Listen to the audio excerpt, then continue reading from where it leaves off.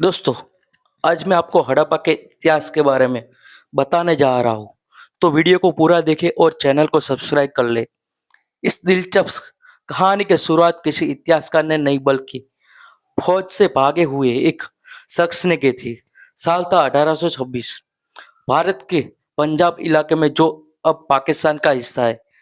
James Louis नाम का एक अंग्रेज सिपाही ब्रिटिश फौज को छोड़कर भाग गया था। उसे डर था कि कहीं वह पकड़ा ना जाए, इसलिए उसने अपना असली नाम छिपा लिया और अपना नया नाम रखा, चार्ल्स मैनसन। मैनसन एक बंजारे की तरह दर दर भटकता रहा। तभी उसकी नजर एक अनोखी जगह पर पड़ी। एक खाली मैदान में पुराने ईंटों से ऊंचे ऊंचे ढेर लगे थे। वहां रहने वाले लोग उन टीलों को भूतों का बसेरा मानते थे। मैनसन ने अपनी डायरी में नोट किया कि यहाँ किसी बहुत पुराने और बड़े शहर के अवशेष डूबे हुए हैं। उसे लगा कि शायद यह खंडर सिकंदर महान के जमाने के हैं, पर मैनसन को इस बात का जरा भी अंदाजा नहीं था कि वह जो दिख रहा है वह सिकंदर से भी 2000 साल पुराना इतिहास है। असल में वो हड़प्पा के खंडर थे, पर उस समय किसी ने भी उसकी बात को गंभीरता से नहीं लिया। इसके करीब 30 साल बाद 1856 में एक ऐसी बड़ी चूक हुई जिसने हमारे इतिहास को हमेशा के लिए खत्म कर दिया होता। उस वक्त अंग्रेज कराची से लाहौर के बीच रेल की पटरियां बिछाने का काम कर रहे थे। पटरियां के नीचे डालने के लिए उन्हें ढेर सारे पत्थरों की तलाश थी। तभी मजदूरी की नजर पास में मौजूद हड़प्पा के उन खंडरों पर पड़ी, जहां लाखों की संख्या में मजबूत और पक्की ईंटें दबी हुई थी। अंग्रेज इंजीनियर को लगा कि यह तो उनके बड़े काम की चीज है। उन्होंने बिना कुछ सोचे समझे हड़प्पा की उन हजारों साल पुरानी शानदार इमारतों को गिरा दिया और उनकी ईंटें निकालकर रेल की पटरी के नीचे बिछवा दी।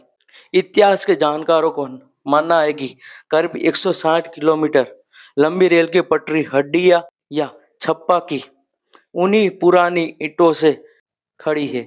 सोचिए, अनजाने में ही सही, पर दुनिया की सबसे प्राचीन सभ्यता के एक बहुत बड़े हिस्से का हमेशा के लिए ट्रेन के पहाड़ियों पहियों के नीचे दबा दिया गया।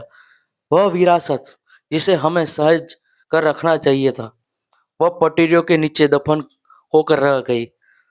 वक्त बदला और साल आया 1920। उस समय भारत के पुरातत्व विभाग के बड़े अधिकारी सर जॉन मार्शल थे। उनकी टीम में दो भारतीय इतिहासकार भी शामिल थे, दयाराम साहनी और राखलदास बनर्जी। जहां एक तरफ दयाराम साहनी ने हड़प्पा की जगह पर खुदाई का काम शुरू किया, वहीं दूसरी तरफ राखलदास बनर्जी ने सिंध के इलाके में एक ऊंचे टीले को खोदना शुरू किया।